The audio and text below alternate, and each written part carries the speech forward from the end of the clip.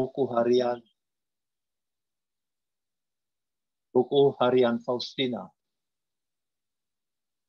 Dan juga dengan segala kelemahan saya berusaha berbakti kepada kerahiman ilahi. Yang sempat saya gali dari buku harian Santa Faustina atau dari buku-buku atau dari sumber lain, itu ingin saya berbagi sehubungan justru dengan hari Minggu kerahiman ilahi. Dan ada alasan yang ketiga. Saya penggemar berat Injil Santo Yohanes. Itu tidak berarti bahwa saya mengertinya.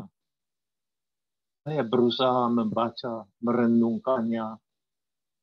Dan saya menemukan dalam buku harian Faustina catatan bahwa Yesus Kristus sendiri menyuruh Faustina merenungkan Injil Yohanes bertahap-tahap. Dia tidak pernah menunjukkan Injil Matius, Markus, atau Lukas. Selalu Injil Yohanes dan dari Perjanjian Lama, kitab Nabi Yunus. Menarik. Nah, kebetulan Injil hari Minggu kerahiman ilahi dikutip dari Injil Yohanes. Saya mau berbagi apa yang saya baca dan apa yang disumbangkan oleh Tuhan dan sekian banyak manusia dengan berbagai-macam cara kepada saya. Saya mulai dengan membacakan teks Injil dulu, bagian pertama. Sebab Injil ini diambil dari Injil Yohanes bab 20 ayat 19 sampai dengan 31, tetapi terdiri dari dua bagian. Yang pertama, Yesus berjumpa dengan rasul-rasul yang masih tinggal utuh. Jumlahnya 10. 11. Yang ke-11 Thomas tidak ada. Yang ke-12 sudah bunuh diri. Bagian kedua menyoroti Thomas, Rasul Thomas. Mari kita buka dengan membacakan teks ini. Dan saya mohon supaya teks ini diperhatikan betul-betul karena kita akan membahasnya satu persatu sejauh bisa mendalam. Saya mulai. Ketika hari sudah malam, pada hari pertama minggu itu, berkumpullah murid-murid Yesus di suatu tempat dengan pintu-pintu yang terkunci karena mereka takut kepada para penguasa Yahudi. Saya minta Anda membayangkan apa yang dibacakan itu. Pada waktu itu datanglah Yesus dan berdiri di tengah-tengah mereka dan berkata, "Damai sejahtera bagi kamu." Ia menunjukkan tangannya dan lambungnya kepada mereka. Mereka, murid-murid itu bersukacita ketika mereka melihat Tuhan. Lalu kata Yesus sekali lagi, "Damai sejahtera bagi kamu." Sama seperti Bapa mengutus aku, demikian juga sekarang aku mengutus kamu. Sesudah berkata demikian, ia mengembusi mereka dan berkata, "Terimalah Roh Kudus. Jikalau kamu mengampuni dosa orang, dosanya diampuni. Dan jikalau kamu menyatakan dosa orang tetap ada, dosanya tetap ada. Ini bagian pertama. Saudara, 10 hari yang lalu kita merayakan Hari Raya Paskah Kebangkitan Yesus. 3 hari yang lalu, hari Minggu Kerahiman Ilahi.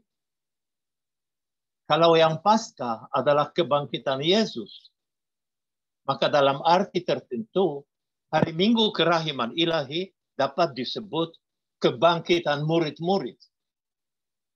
Nanti akan saya jelaskan. Tapi jangan lupa bahwa selama 1 minggu, para murid sangat ketakutan. Dan tiba-tiba, seminggu kemudian, Yesus datang ke ruang persembunyian mereka, murid-murid. Rupanya dia tahu mereka ada di mana. Waktu itu tidak ada HP untuk memberitahukan.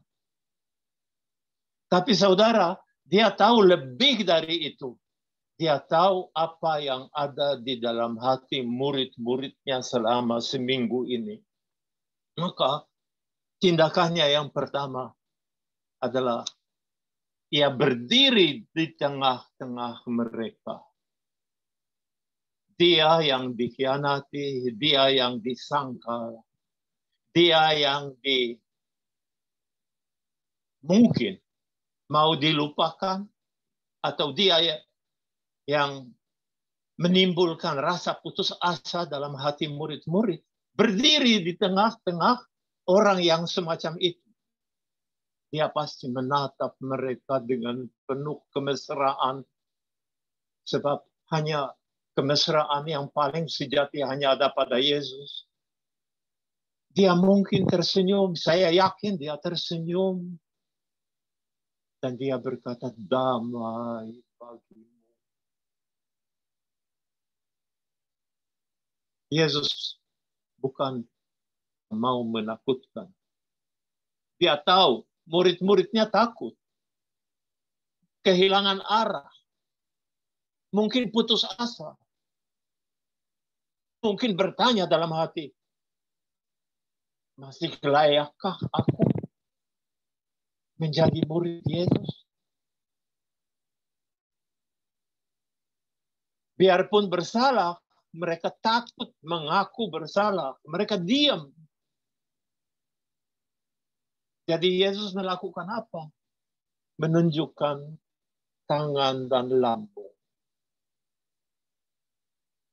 Murid-murid melihatnya untuk pertama kali. Sebab mereka tahu bahwa Yesus disalibkan, artinya tangan, kaki dipaku dan lambungnya ditikam, tetapi mereka belum pernah melihat luka-luka itu dari dekat. Lalu lagi, damai bagimu. Lalu Yesus mengucapkan kata yang belum pernah diucapkan seorang pun di bumi ini. Perhatikan baik-baik. Sama seperti Bapa mengutus aku, demikian juga sekarang aku mengutus kamu. Langsung sesudahnya, Yesus mengembusi mereka dan berkata, terimalah Roh Kudus. Dan kata-kata yang tidak pernah diucapkan seorang pun selama ini dan untuk selamanya. Jikalau kamu mengampuni dosa orang, dosanya diampuni. Dan jikalau kamu menyatakan dosa orang tetap ada, dosanya tetap ada. Jadi, aku mengutus kamu. Lalu embusan, terimalah Roh Kudus. Lalu, kamu mengampuni, dosa diampuni. 3 karunia istimewa yang diberikan oleh Yesus pada saat ia muncul di hadapan murid-muridnya. Yang pertama, damai. Yang kedua, luka-lukanya. Yang ketiga, Roh Kudus, Roh kasih. Sebab Roh Kudus itu roh kasih. Ada kuasa, tapi kuasa kasih. Dan kuasa kasih itu sangat berbeda dengan kuasa yang lain. Mari kita merenungkannya.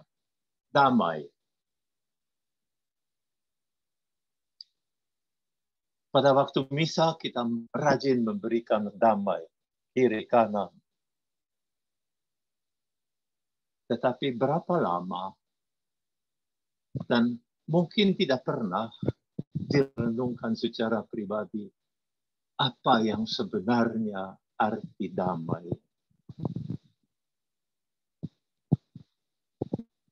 Yang diberi damai adalah murid-murid Yesus. Kita juga. Tapi mari kita membayangkan murid-murid yang pada waktu itu berjumpa dengan Yesus. Mereka tersembunyi. Mereka ketakutan. Takut ditangkap. Takut mati. Takut dibunuh seperti Yesus. Dan Anda tahu, cerminan ketakutan mereka itu tampak dalam pintu yang terkunci. Mengapa mereka mengunci diri? Karena hati mereka terkunci. Terkunci oleh ketakutan. Orang yang ketakutan itu tidak pernah membuka hati. Dia membuka mata. Di mana dia yang menakutkan saya? Tapi dia tidak membuka hati.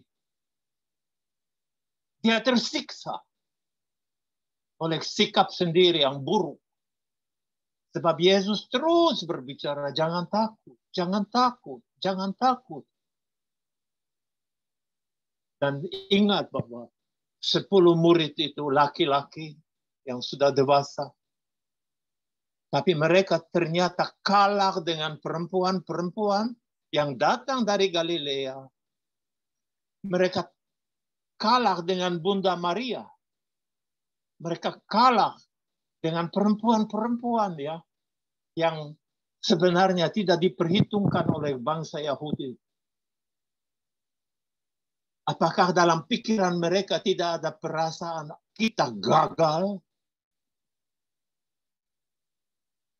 Tapi Yesus tidak berbicara mengenai itu. Damai bagimu. Saudara, damai yang diberikan oleh Yesus tidak pernah menyingkirkan atau menghapus masalah-masalah yang dialami manusia di bumi sepanjang hidupnya. Kita tetap akan bisa sakit, kita tetap akan mati, dan kita tetap akan mengalami masalah demi masalah. Ini bukan damai dari masalah, bukan. Sepanjang hidup pasti ada masalah.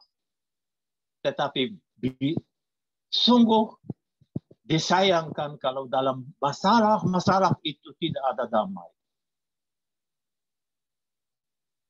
Damai Yesus itu berarti apa?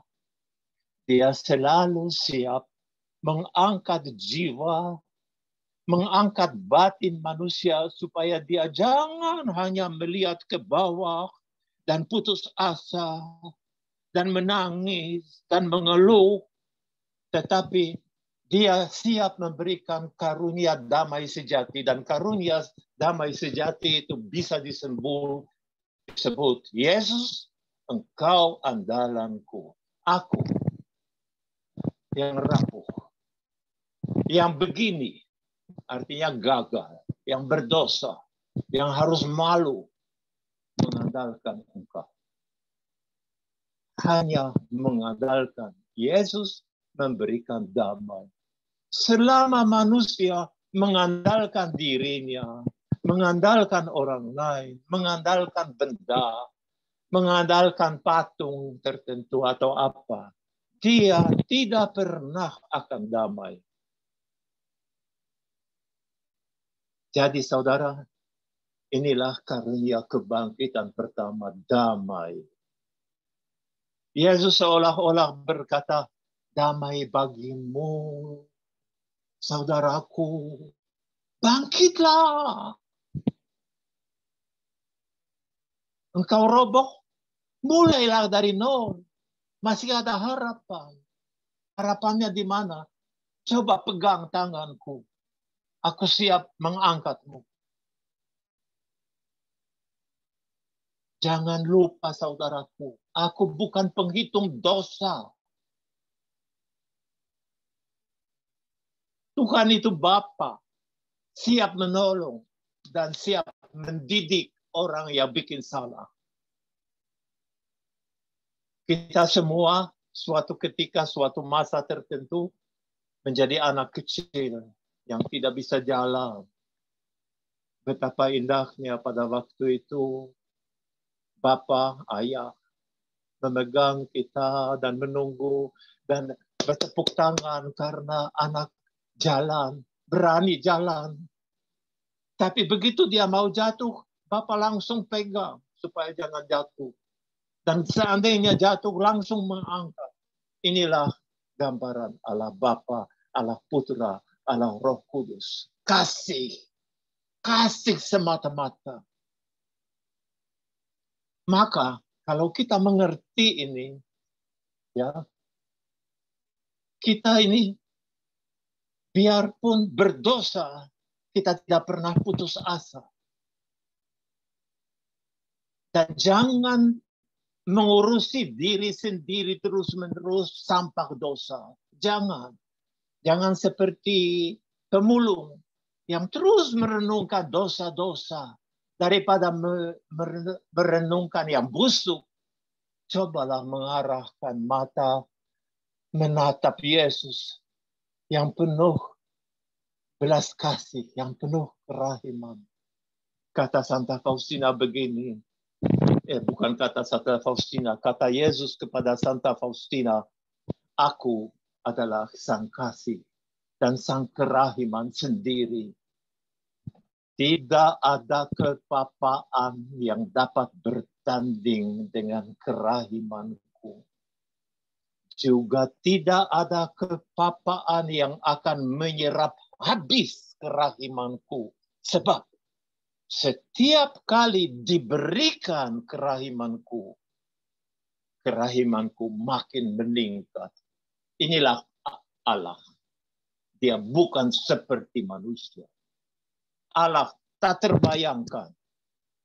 Kita bicara mengenai kasih, tetapi kita tidak pernah tahu kasih ilahi yang sesungguhnya, yang melampaui bayangan dan kerinduan manusia secara total. Allah itu bukan super manusia. Allah itu kudus, lain dari yang lain. Jadi di sana tidak ada batas kasihnya. Betulkah Yesus begitu baik? Dalam kunjungan ini, Yesus tidak menyebut satu dosa pun. Padahal dia kesempatan. Petrus, kau bikin apa sebelum saya mati? Dia diam. Sebab dia bukan penghitung dosa. Bagi Yesus, bukan dosa yang terpenting. Bagi Yesus, yang penting adalah jiwa. Dan jiwa itu mau damai atau tidak. Setelah mendengar semuanya itu, reaksi murid bagaimana? Mereka bersuka cita melihat Tuhan yang nyatanya maha kasih. Inilah buah damai, saudaraku. Damai yang membebaskan dari keterkuncian. Damai yang menghancurkan belenggu perbudakan. Dan inilah sukacita kerahiman. Aku tahu Tuhan tidak mau menghukum. Tuhan tidak pernah mengutuk. Karena Tuhan selalu percaya akan kebaikan manusia. Biarpun semua hitam dalam diriku, dia selalu mencari titik yang putih. Dan dia akan membesarkan titik yang putih ini. Santo John Newman dalam bukunya Meditations and the Devotions berkata demikian. Allah lebih mengasihi kita daripada kita mengasihi diri kita sendiri. Jadi, bagi Allah tidak ada manusia yang jahat. Yang jahat adalah dosa. Tidak ada dosa, tidak ada manusia yang tak berguna di bumi ini. Semua berguna. Bahkan bukan hanya itu. Setiap manusia diberi misi untuk dijalankan.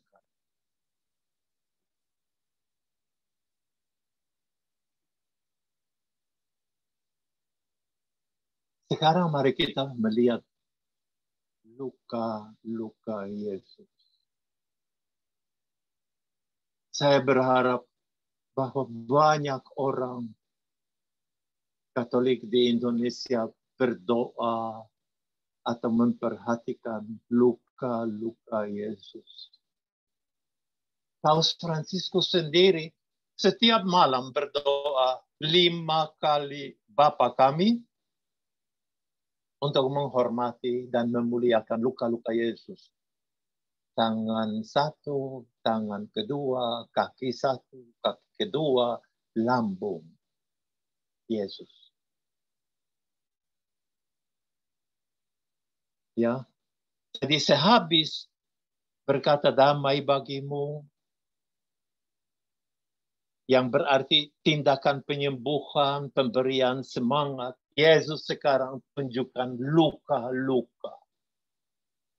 Saudara, mengenai luka-luka bisa berbicara banyak sekali.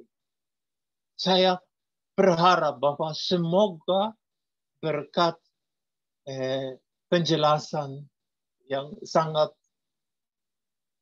sederhana, Anda mulai berperhatian pada luka-luka Yesus. Sebab luka itu digambar, diperlihatkan sebagai tempat munculnya sinar kerahiman ilahi.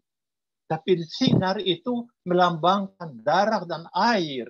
Jadi itu cairan rahmat ya. Tetapi pada dasarnya luka-luka yang ada pada Yesus adalah tanda nyata bahwa inilah Yesus yang diketahui, dikenal, dan cukup dipahami oleh murid-murid. Dalam buku harian Faustina, Yesus berkata, kalau engkau tidak percaya akan kata-kataku, sekurang-kurangnya percayalah akan luka-lukaku. Saudara, artinya apa? Soal percaya, banyak orang berpikir ini soal pikiran teologis, mendalam. Yesus bilang sederhana, nggak mau percaya pada kata, nggak mau percaya pada Injil, pandanglah luka. Dan kalau engkau manusia sejati, engkau akan berpikir. Mungkin lebih cepat daripada membaca kitab suci. Saudara, Rasul Paulus sendiri berkata bahwa melalui luka-luka itu kita disembuhkan. Ini hampir sama dengan yang dikatakan dalam kitab Yesaya 53 ayat 5. Oleh bilur-bilurnya kita jadi sembuh. Tapi mari kita mendalam, masuk lebih dalam ke dalam luka itu. Saudara, luka Yesus itu bukan luka biasa. Ini luka yang bisa menyembuhkan karena luka itu adalah saluran-saluran rahmat ilahi. Tadi disebut berkali-kali lautan kerahiman ilahi. Lautan itu datang dari mana? Dari luka-luka. Dan dia mengalir ke seluruh dunia. Jadi ini bukti kasih Yesus hingga akhir. Hingga penghabisan. Dan juga luka adalah bukti Yesus telah mencurahkan kerahimannya atas segala kemalangan dan masalah kita. Kalau mau lebih berani, boleh dikatakan bahwa luka-luka Yesus adalah jalan yang Allah buka lebar untuk masuk ke dalam hatinya yang penuh kasih mesra. Jadi, bagaimana dengan orang yang menyentuh luka Yesus, entah di gambar, entah di patung? Kalau saya bilang, itu pernyataan kasih yang tidak usah dilihat sebagai sesuatu kekanak-kanak. Tidak. Saya tahu saya pegang patung. Saya tahu saya pegang kain, kanvas.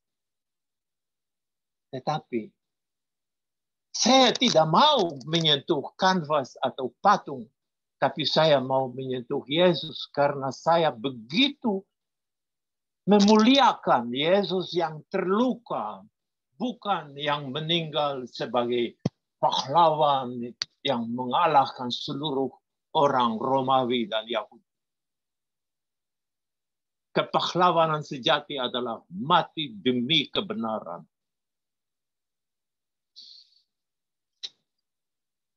Kalau seseorang mencium luka Yesus, sama saja. Sebab manusia yang rapuh mendekati Yesus melalui suatu sarana.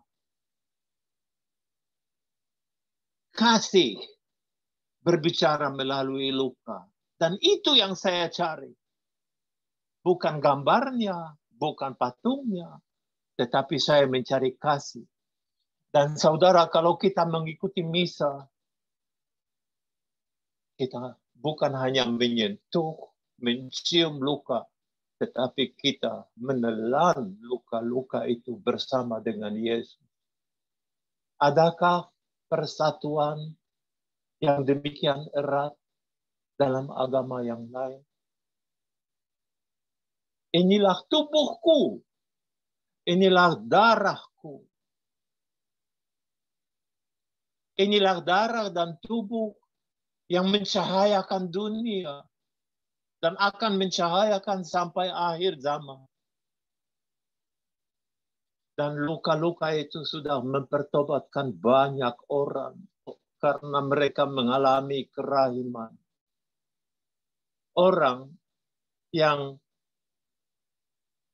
tahu bahwa Yesus pernah menyembuhkan luka-lukanya, itu pasti orang yang tidak akan melupakan.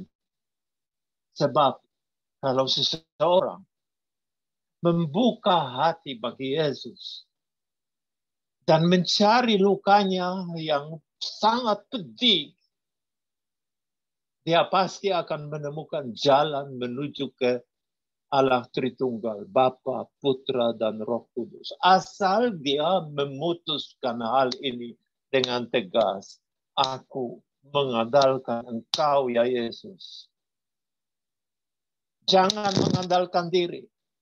Jangan mengandalkan orang lain. Jangan mengandalkan kuasa, kekayaan. Jangan mengandalkan rencanamu sendiri. Letakkan semuanya itu di kaki Yesus dan persembahkanlah. Untuk menjadi murid Yesus, perlu menerima kasih-Nya, lalu maju untuk hidup sebagai saksinya. Dan dengan demikian kita sampai kepada yang ketiga, karunia yang ketiga, Roh Kudus.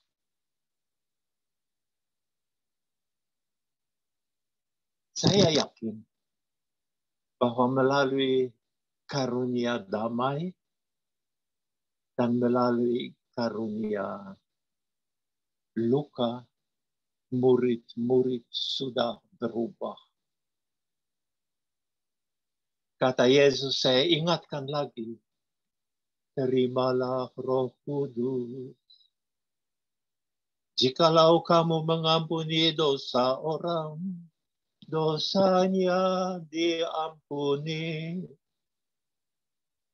Dan jikalau kamu menyatakan dosa orang tetap ada, dosanya tetap ada. Saudara, pengampunan dosa. Hanya Allah bisa mengampuni dosa. Hanya Dia, tidak ada yang lain. Mengapa manusia tersiksa kalau berdosa? Karena dia tahu sebenarnya bahwa satu-satunya harapannya adalah Tuhan. Dia mungkin mau mengatasi dosanya dengan macam-macam cara yang halal atau tidak halal. Terserahlah. Tapi dia tidak pernah akan yakin 100% kalau dia tidak mencari cara lepas dari dosa yang ditentukan oleh Yesus sendiri.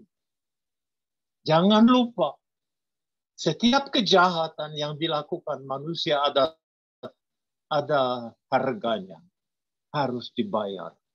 Biasanya dengan siksaan batin. Dan Yesus memberikan jalan.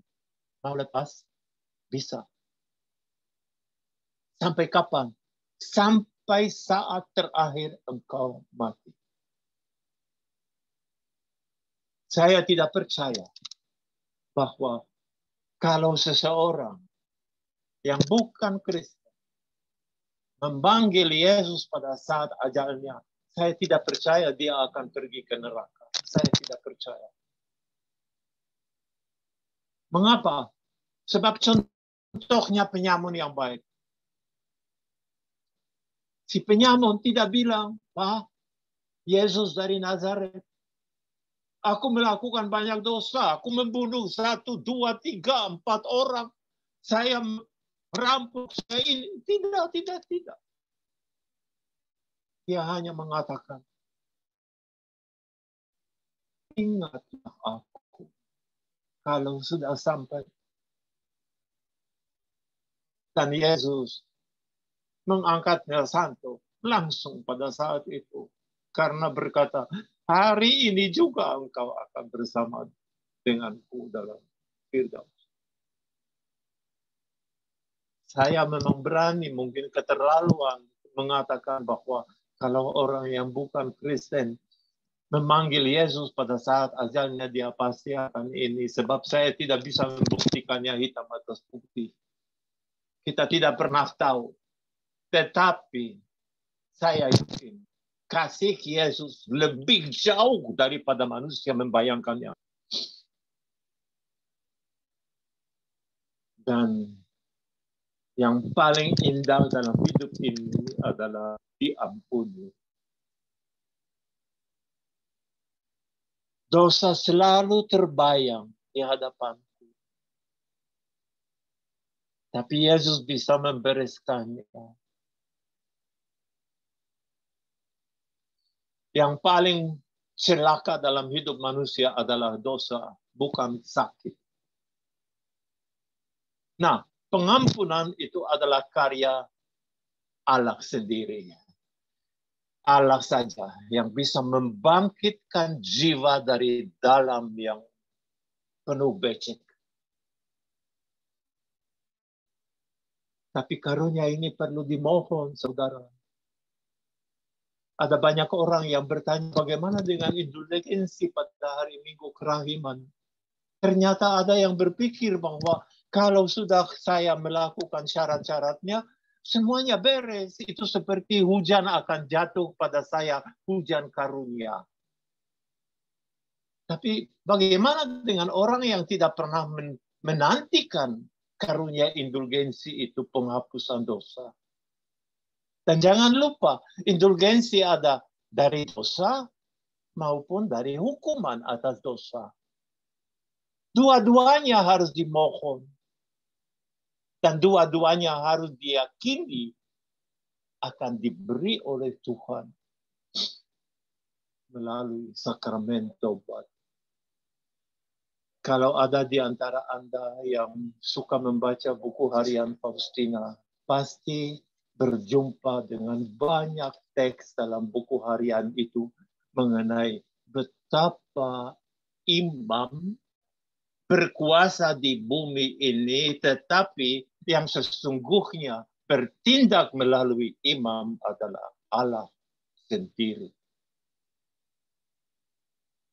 Dan imam sering mungkin tidak menyadari betapa dia penting sebagai pengantara, sebagai jembatan antara Yesus dengan jiwa-jiwa yang berdosa. Tapi saudara, yang terpenting selalu bukan dosa, melainkan ada Allah yang Maha Rahim yang memeluk saya di dalam tempat pengakuan dosa. Bukan hanya memeluk, dan dia mengangkat saya. Ayo, jangan berlutut. Berdirilah, berjuanglah. Nih, saya kasih cincin. Sebentar lagi kita potong hewan yang enak dimakan. Saudara, mukjizat terbesar yang bisa terjadi pada manusia adalah mengaku dosa sejujur-jujurnya, sehabis-habisnya, dan hidup secara baru. Itu mukjizat yang terbesar. Semua penyembuhan itu bagus-bagus, tapi kalah dengan mukjizat itu. Tetapi untuk sakramen tobat diperlukan kerendahan hati. Dan kerendahan hati itu adalah aku mengandalkan Tuhan.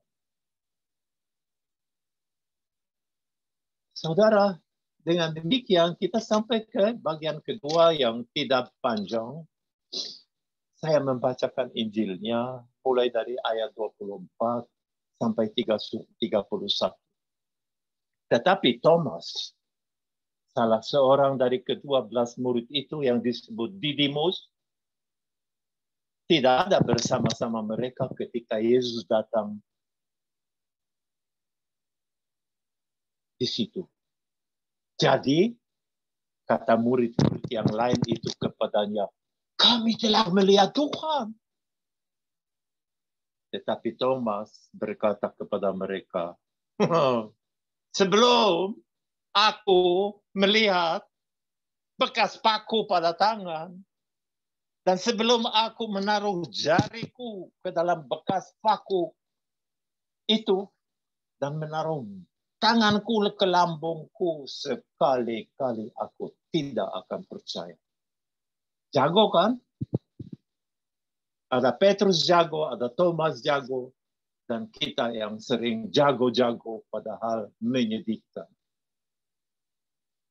Maaf, saya baca teks. 8 hari kemudian murid-murid Yesus berada kembali dalam rumah itu, dan Thomas bersama-sama dengan mereka. Sementara pintu-pintu terkunci, Yesus datang dan ia berdiri di tengah-tengah mereka dan berkata, damai sejahtera bagi kamu. Jadi dia sama seperti pada awal. Kemudian ia berkata kepada Thomas, taruhlah jarimu di sini dan lihatlah tanganku. Ulurkanlah tanganmu dan taruhlah ke lambungku. Dan jangan engkau tidak percaya lagi.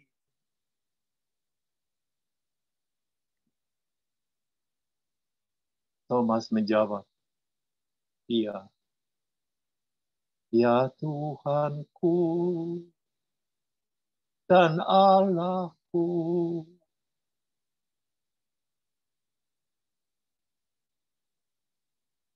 Kata Yesus kepadanya, karena engkau telah melihat aku, maka engkau percaya. Berbahagialah mereka yang tidak melihat namun percaya. Dalam bagian kedua Injil ini ditonjolkan Rasul Thomas. Dan sering dikatakan bahwa Thomas itu tidak percaya, tapi bagus karena dia tidak percaya sebab kita sama saja seperti Thomas. Tapi coba melihat Thomas dengan cara berbeda sedikit. Ini orang yang rupanya suka terlambat. Ada orang yang memang selalu suka terlambat, kan? Coba lihat Misa. Yang itu juga pada umumnya terlambat. Thomas itu suka terlambat. Tapi tahu nggak? Dia lebih hebat dari rasul-rasul lain. Mengapa? Sebab dia bukan akhirnya percaya bahwa Yesus bangkit. Tapi dia satu-satunya rasul yang mengucapkan doa yang sangat banyak dipakai orang pada saat konsekrasi hosti dan anggur. Dia berdoa, ya Tuhanku, ya Allahku. Pernah merenungkan mengapa itu tidak dikatakan oleh Petrus si jago? Jangan meremehkan Thomas. Thomas itu jago betul. Sebab begitu berjumpa dengan Yesus, dia berdoa. Dia menjadi saksi kebangkitan Yesus. Dia sungguh bangkit ketika mengakui kerapuhannya sambil merangkul Yesus. Sebab Thomas, padahal mulanya tidak percaya, dia menerima dirinya seadanya. Saya memang brengsek, mau apa? Tapi dia mencintai Tuhan. Orang yang mencintai, gampang berdoa. Hanya omong, ya Tuhan, ya Allah. Dia tidak cari buku-buku khusus ini, harus darah dan air. Yesus telah wafat. Enggak. Dia omong seadanya. Ya Yesus. Ya Tuhan. Aku anakmu. Aku cinta padamu. Dan terus ini. Itulah Thomas. Orang rendah hati. Siapa orang rendah hati? Yang berhenti meyakini dirinya sendiri sebagai jago. Yang akhirnya sadar bahwa dia membutuhkan Allah tiap detik. Siapa lagi? Karena dia menyadari kerapuhannya dan keterbatasannya. Maka dalam hidup sehari-hari, begitu dia melihat orang lain, dia terpesona oleh orang lain. Dia melihat indahnya, bukan buruknya. Itulah orang yang akhirnya menyadari bahwa dia nol. Jadi, Thomas itu terlambat, tapi dia sadar bahwa Yesus menantikan dia. Dan Yesus sudah mempersiapkan kata-kata yang akan diucapkan olehnya kepada Thomas. Yesus tidak mengusir dia. Lo terlambat lagi ya? Out. Enggak. Dan saudara, sepanjang masa, Yesus terus menantikan manusia yang sebenarnya mengecewakan dia. Yesus menunggu supaya pendosa merangkul dengan kasih lembut karena mengerti keterbatasannya. Padahal bukan demikian kebiasaan dunia ini. Siapa yang dicintai dunia? Ya orang yang punya, orang yang hebat, orang yang tidak ada masalah, yang tidak bikin susah. Bagaimana dengan orang berpendidikan direndahkan? Yang lapar, miskin, tahanan, dihindari. Yang telanjang, dipukul tanpa belas kasih. Yang terlantar, dilewati dari seberang jalan. Tidak dipedulikan. Saudara, inilah renungan sebenarnya hari Minggu Kerahiman. Yang intinya saya mau ringkaskan begini. Saya ini murid Yesus. Seandainya saya pada waktu itu ada di Yerusalem, saya akan berbeda dengan rasul-rasul. Siapa murid Yesus yang sesungguhnya? Orang yang tahu bahwa Yesus siap mengampuni tanpa banyak syarat.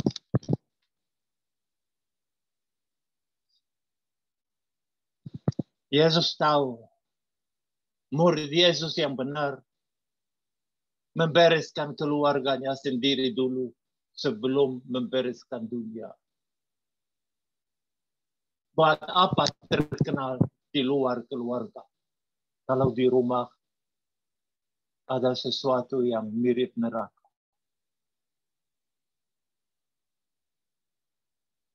Adakah hidup rukun?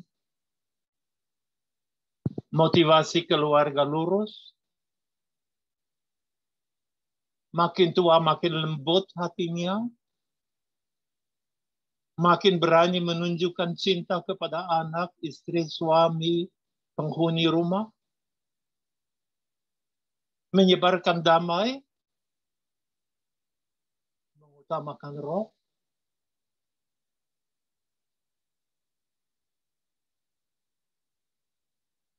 Saudaraku, terima kasih mau mendengarkan saya.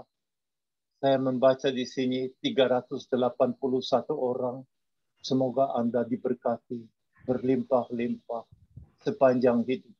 Bukan hanya pada hari ini saja. Amin. Amin. Terima kasih banyak Bapak Stephen Lex yang sudah memberikan pencerahan kepada kami tentang Terima kasih, Christine. apa indahnya kerahiman ilahi untuk kita. Ya. Tuhan yang sungguh luar biasa. Luka-luka Yesus jalan masuk ke hati Yesus yang penuh kasih. Kita ingatkan lagi bahwa mujizat terbesar dari manusia adalah ketika seorang itu mau mengakui dosa dengan sejujurnya dan penuh dengan kerendahan hati.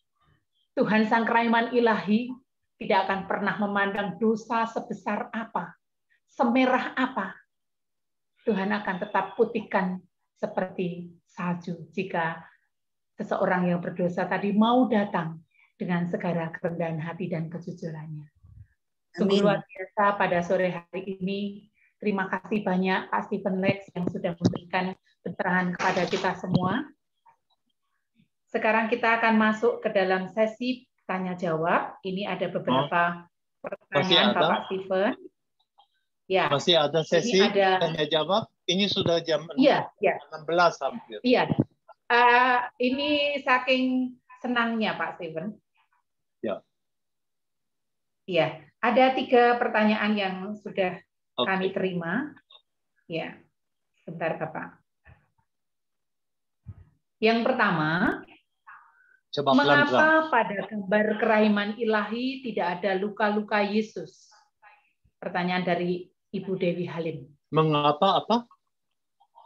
Mengapa pada gambar kerahiman ilahi tidak ada luka-luka Yesus?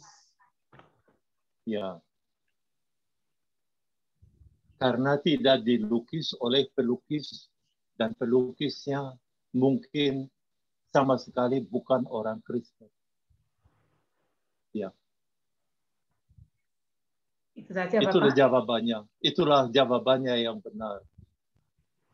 Jadi kalau seseorang mempunyai gambar yang tanpa luka, kalau dia mengenal seorang pelukis, mintalah supaya luka itu ditambahkan pada gambar.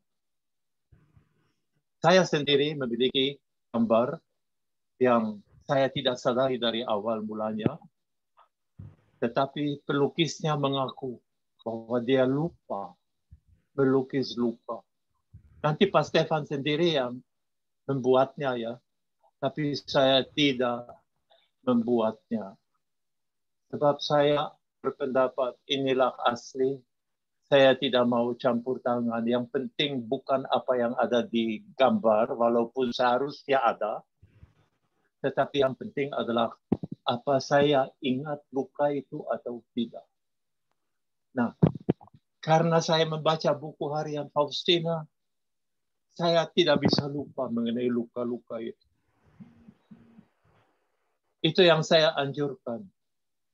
Kalau diterima, kalau tidak diterima, ya maaf. Bahwa ada pelukis yang memang tidak tahu segala-galanya. Oke, cukup menjawab ya, Ya. Ibu Dewi. Terima kasih Bapak Stephen. Pertanyaan kedua, apabila kita sudah dikarunia Roh Kudus, apakah sudah pasti dapat atau mampu berbahasa roh? Mampu apa? Berbahasa roh. Apabila kita sudah dikaruniai Roh Kudus, apakah sudah pasti dapat atau mampu berbahasa roh? Ya, saya tidak dengar kata-kata terakhir ini. 2-3 kata terakhir. Coba disebut dengan suara keras. Oke. Apabila kita sudah dikaruniai Roh Kudus. Itu sudah. Yang terakhir. Apakah sudah pasti dapat mampu berbahasa roh? Taro apa itu? Apakah sudah pasti mampu berbahasa roh?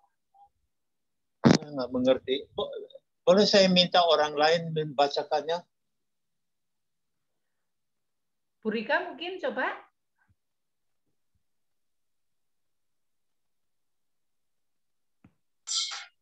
Apakah pasti sudah mampu berbahasa roh? Sebentar.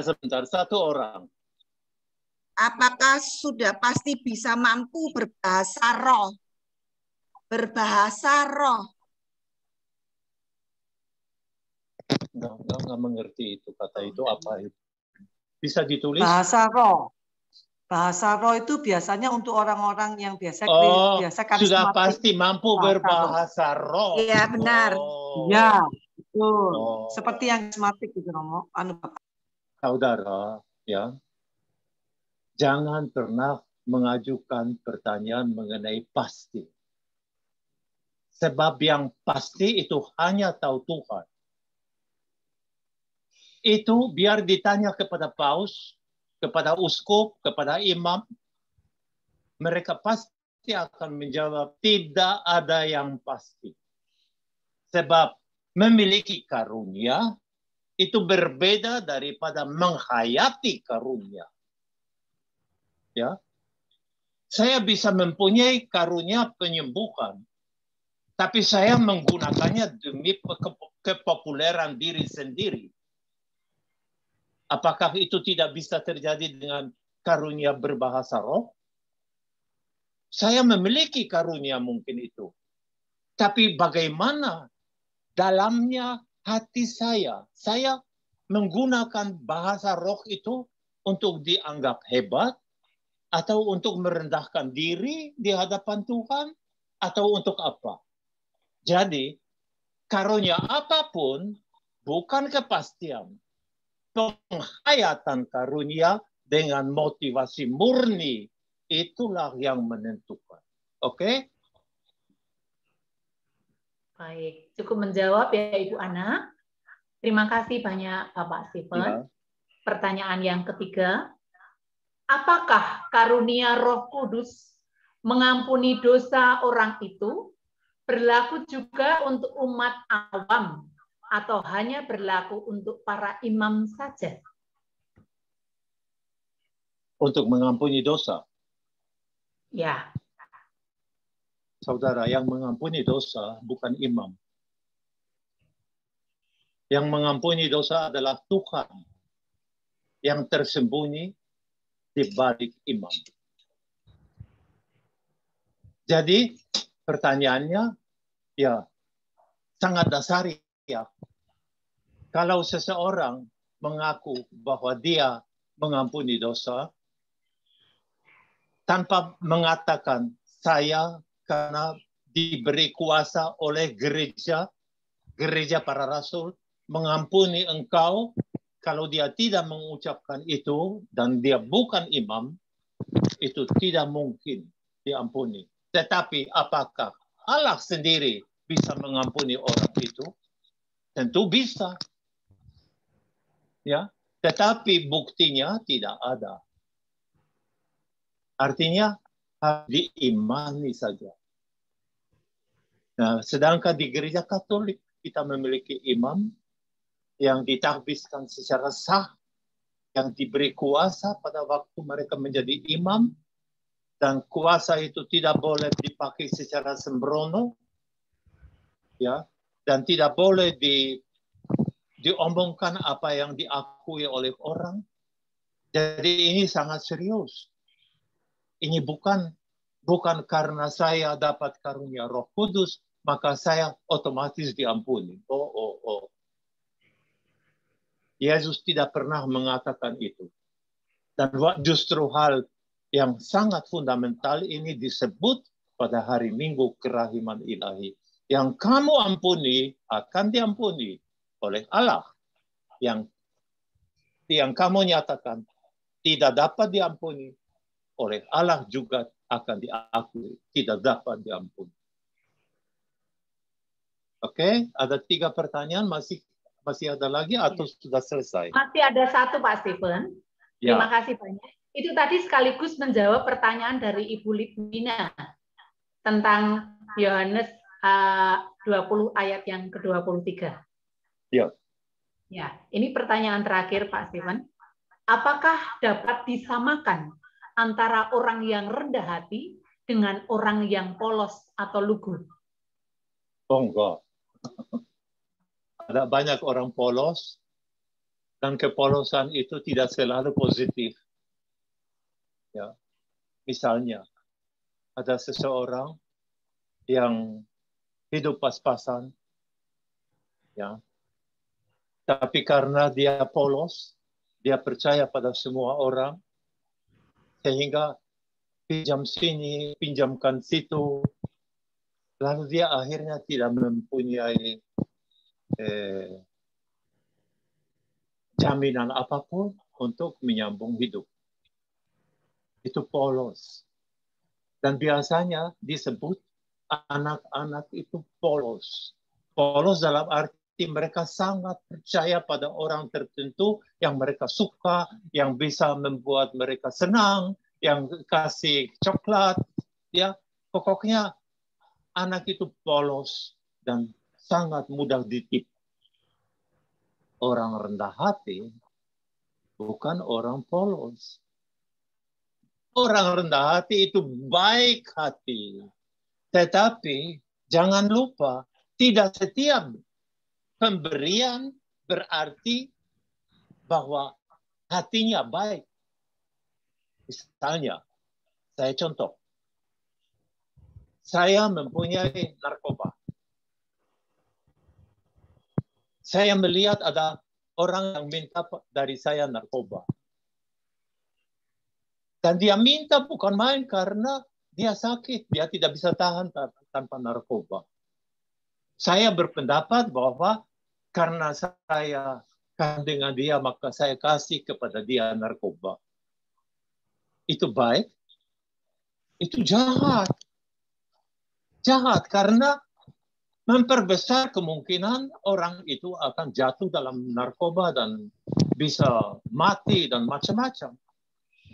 Seorang rendah hati akan bertanya kepada Tuhan, Tuhan, inikah kehendakmu supaya aku memberi sesuatu karena dia nangis-nangis? Kalau dia terlatih dalam kerendahan hati, sering bertanya kepada Allah, dia akan bijaksana. Dan kebijaksanaan yang paling bagus adalah takut pada Allah. Oke? Saya rasa cukup. Iya, ini masih ada 2 pertanyaan lagi setelah itu sudah, Pak. Nah, itu tadi bilang 1. Ya, ini cukup singkat kok, Bapak. Ini dari Ibu Teresia Frida. Bapak Stephen, bagaimana cara membaca buku BHSF yang tebal? Cara membaca buku harian Santa Faustina tergantung dari setiap orang. Setiap orang mempunyai cara membaca buku.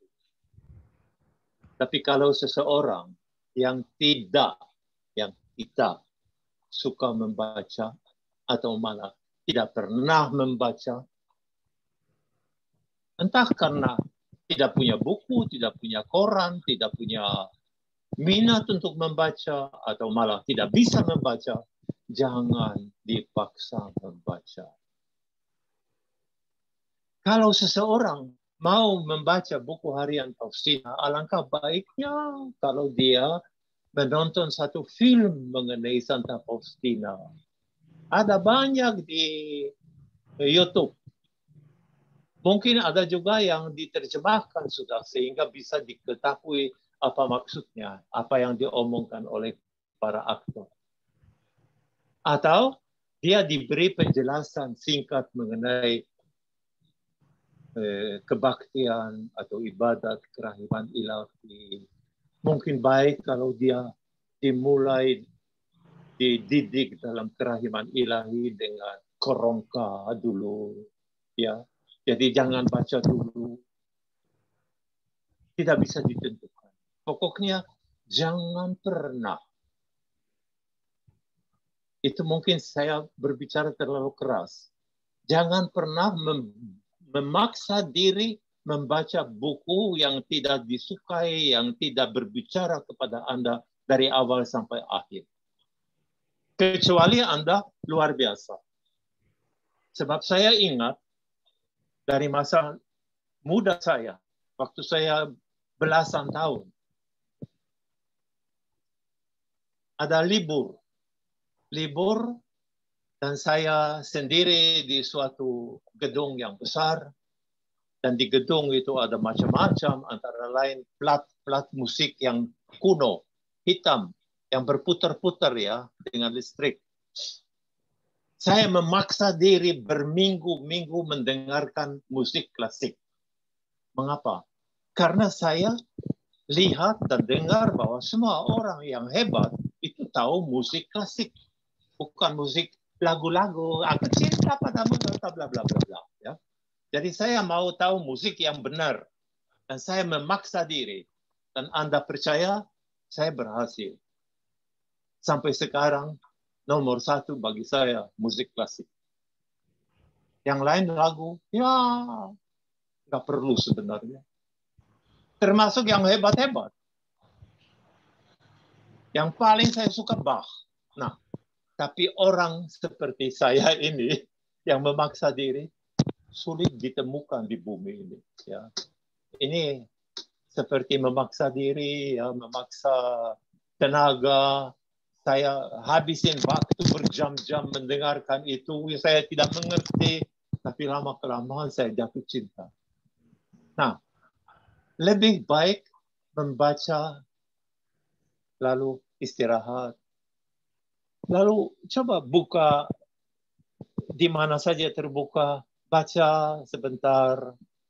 Nah, untuk memiliki suatu pandangan umum, oh buku ini mengenai macam-macam. Ada mengenai hal yang menarik, ada yang kurang menarik. Aku tertarik dan ada yang tidak tertarik. Misalnya kalau membaca cerita mengenai apa yang dialami Faustina dengan orang-orang yang menghadapi ajal, itu sangat menarik, luar biasa menarik ya. Sebab dia berbicara dengan roh-roh yang sudah tidak ada di bumi ini, ada di purgatorium.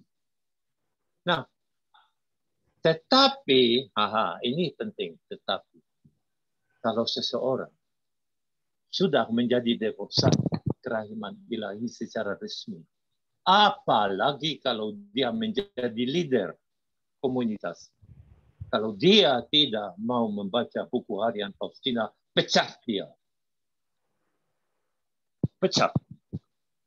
Soalnya orang buta tidak bisa memimpin orang buta. Orang yang tidak tahu buku harian Faustina secara cukup serius tidak bisa membina orang dalam keindahan kerahiman ilahi. Mungkin keras saya, tapi saya tidak malu mengatakan kebenaran. Sebab kita butuh orang-orang serius sebagai pemimpin. Oke? Ibu Christine mungkin setuju. Sangat setuju, Bapak Steve. Pertanyaan terakhir ya, Pak. Setelah ini sudah kok. Ya. Ya. Pertanyaannya adalah, bagaimana cara terbaik membenamkan diri selama jam kerahiman ilahi pada pukul 3 sore?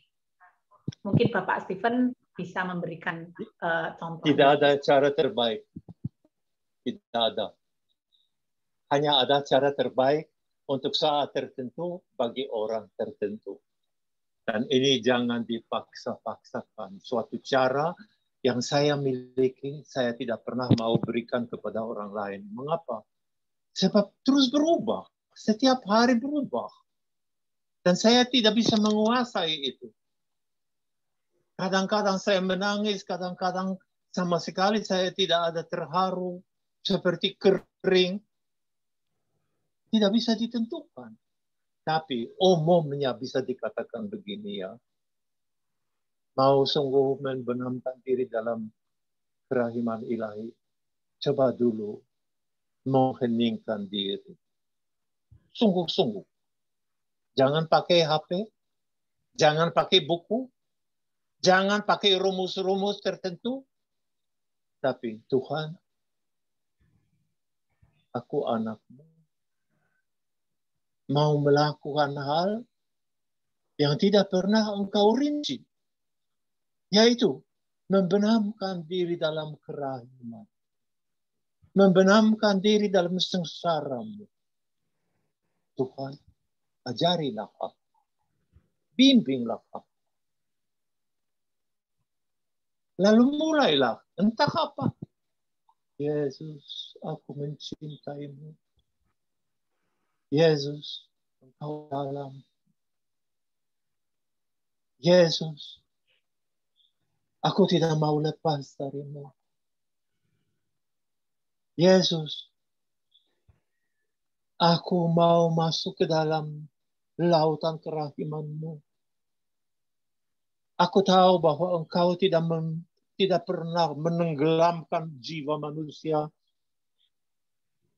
Engkau selalu mau memenuhi jiwa manusia dengan yang terbaik. Berilah aku yang engkau siapkan untuk hari ini bagiku.